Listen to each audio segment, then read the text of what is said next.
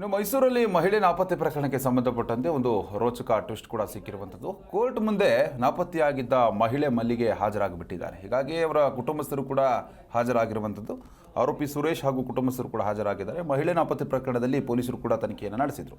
Mysuru SP Vishnuvardhan ಸೇರಿ ಹಲವರು ಕೂಡ ಹಾಜರಾಗಿದ್ದಾರೆ. ಪ್ರಕರಣಕ್ಕೆ ಸಂಬಂಧಪಟ್ಟಂತೆ ಎಲ್ಲರ ವಿಚಾರಣೆಯನ್ನು ಕೂಡ ಕೋರ್ಟ್ ನಡೆಸಿದೆ. ಏಪ್ರಿಲ್ 17ರೊಳಗೆ ಸಂಪೂರ್ಣ ಮಾಹಿತಿ ಕೊಡುವಂತೆ ಕೋರ್ಟ್ ಆದೇಶವನ್ನು ಕೂಡ ಕೊಟ್ಟಿದೆ.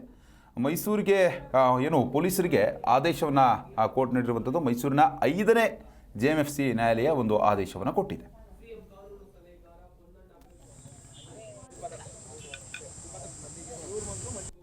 ಒಂದು 6 ವರ್ಷ ಆಗಿದೆ. 6 ವರ್ಷ ಹೋಗ್ಬಿಟ್ಟು ಹುಡುಕೋದು ಎಲ್ಲಿ ಸಿಕ್ಕಿಲ್ಲ. ಗೂಡಿಗೆ ಪೊಲೀಸ್ ಸ್ಟೇಷನ್ ಕಂಪ್ಲೇಂಟ್ ಕೊಟ್ಟು ಅವರು ಹುಡ್ತೀನಿ ಅಂತ ಒಂದು 2 ಸರಿ ಹೋಗಿ ಹುಡುಕಿ ನಮ್ಮ ಕೈಲಿ ದುಡ್ಡು ಕಟ್ಕೊಳ್ಳೋದು ಎಲ್ಲ ಮಾಡ್ತಿದ್ರು. ಆಮೇಲೆ ಹೋಯ್ತಾ ಎಲ್ಲ ಮಾಡ್ತಾಯಿಲ್ಲ, ಇದು ಮಾಡೋದು. ಲಾಸ್ಟಿಗೆ ಇದು ಏನಾಗಿದೆ ಅಂದರೆ ಈ ಘಟಪುರ ಪೊಲೀಸಿಗೆ ಏನೋ ಇದೆಲ್ಲ ಬಾಡಿ ಎಲ್ಲ ಸಿಕ್ಕಿ ಇವ್ರನ್ನೇ ತಗೊಂಡೋಗಿ ಅದೇ ಬಾಡಿ ಅಂತ ಹೇಳ್ಬಿಟ್ಟು ಇವ್ರನ್ನೆಲ್ಲ ಕರ್ಕೊಂಡೋಗಿ ಮಗನ ಈಗ ಘಟಪುರ ಪೊಲೀಸ್ ಸ್ಟೇಷನ್ ಇದು ಮಾಡಿಬಿಟ್ಟು ಕೈ ಕಾಲೆಲ್ಲ ಕಟ್ಟಿ ಮೇಲೆ ಎಳೆದು ಹೊಡೆದು ಬಡ್ದು ನೀನೇ ಒಪ್ಕೊಳ್ಬೇಕಂತ, ನೀನೇ ಕೊಲೆ ಮಾಡು ಅಂತ ಹೇಳ್ಬಿಟ್ಟು ಅವನು ಪೊಲೀಸರು ಒಪ್ಪಿಸಿ ಲಾಸ್ಟಿಗೆ KR ನಗರ ಜೈಲಿಗೆ ಹಾಕಿದ್ರು. ಅಲ್ಲಿ KR ನಗರ ಜೈಲಿಗೆ ಹಾಕಿ ಆಮೇಲೆ ಅದೇ ಸರ್ಕಲ್ ಇನ್ಸ್ಪೆಕ್ಟ್ರ್ ಏನು ಮಾಡಿದ್ರು, ಒಂದು ಲಾಯರ್ನ ಪಿರಿಯಾಪಟ್ಟಣ ಸುದೀಶ್ ಲಾಯರ್ ಅಂತ ಕರ್ಕೊಬಂದಿದ್ರು. ಇವರೇ ನಿಮಗೆ ಲಾಯರು ಇದು ಮಾಡಿಕೊಡ್ತಾರೆ ಅಂದರು. ನಾವಿಬ್ಬರು ಗಂಡಾಡ್ತಿ ಇಬ್ಬರಾಳು ಹೋಗಿ ಒಂದು 2-3 ಸರಿ ಕೇಳಿದ್ರು. ನನಗೆ ಫಸ್ಟ್ ದುಡ್ಡು ಬೇಕು ಅಂತ, ಒಂದು 25,000 ರೂಪಾಯಿ ದುಡ್ಡು ಕೊಡು ಅಂತೇಳಿ. ಇಲ್ಲ ಸರ್, ನನ್ನ ಹತ್ರ ಒಂದು 15,000 ರೂಪಾಯಿ ಇದೆ ಅಂತ ನಾನು ಕೊಟ್ಟುಬಿಟ್ಟು ಒಂದು ತಿಂಗಳು ಕಳೆದ್ಬಿಟ್ಟು ಪುನಃ ಸಾರ್ ಸಿಟಿ ತಗೊಂಡೋಗಿ ಕೊಟ್ಟಿದ್ದೀನಿ. 1 ತಿಂಗಳು ಕಳೆದು ಪುನಃ ಹೋಗಿ ನಾವು ಇಬ್ಬರಾಳು ಹೋಗಿ ಕೇಳುವಾಗ, 2 ಲಕ್ಷ 3 ಲಕ್ಷ ರೂಪಾಯಿ ಮಡಗಿದೆಯಾ, ಹೊರಗೆ ತೆಗಿತೀನಿ. ಇಲ್ಲ, ಅವರು ಮನೆ ಬಿಟ್ಟು ಮಕ್ಕಳಿಗೆಲ್ಲ ಸುಳ್ಳು ಹೇಳ್ಬಿಟ್ಟು ಮೊಬೈಲ್ ಏನೋ ನಂಬರೆಲ್ಲ ಕೊಟ್ಬಿಟ್ಟು 3 ದಿನದಲ್ಲಿ ಬರ್ತೀನಿ ಅಂತ ಮಕ್ಕಳಿಗೆಲ್ಲ ಹೇಳ್ಬಿಟ್ಟು ಹೋಗಿದ್ದಾಳೆ.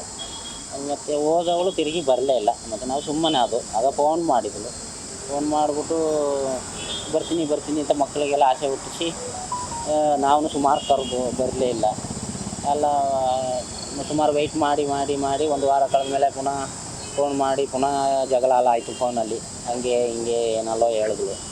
ನಮಗೆ ಯಾಕೆ ಸುಮ್ಮನೆ ಮಕ್ಕಳ ಜೊತೆಲೆ ಜಗಳ ಮಾಡ್ತಾಯಿದ್ಳು, ತಾಯಿಗೆಲ್ಲ ಬೈತಾಯಿದ್ಳು. ನಾವು ಸುಮ್ಮನೆ ಆಗ್ಬಿಟ್ಟು ಆಮೇಲೆ ಒಂದು ತಿಂಗಳ ಗಂಟೆ ನಾವು ಸುಮ್ಮನೆ ಬರ್ತಾಳೆ ಬಿಡು ನೋಡೋಣ ಅಂತ ಹೇಳ್ಬಿಟ್ಟು ಸುಮ್ಮನೆ ಹಾಕ್ಕೊಂಡು ತಲೆ ಕೆಡಿಸ್ಕೊಂಡಿಲ್ಲ ನಾವು. ಆಮೇಲೆ ಎಲ್ಲ ಹೇಳಿದ್ರು, ಕೇಸ್ ಮಾಡಿದ್ರೆ ಹಿಡಿದು ಅದೇನು ಮಾಡ್ಕೊ ಅಂತ ಹೇಳಿದ್ರು. ಅವ್ರಿಗೂ ಏನು ಮಾಡೋಕ್ಕೆ ಹೋಗ್ಬಿಡಿ, ನೀವು ಏನು ತೊಂದರೆಗೆ ಹೋಗ್ಬಿಡಿ, ಸುಮ್ಮನೆ ಇದ್ಬಿಡಿ, ಆಗಿದ್ದಾಗೋಯ್ತು ಅಂತ.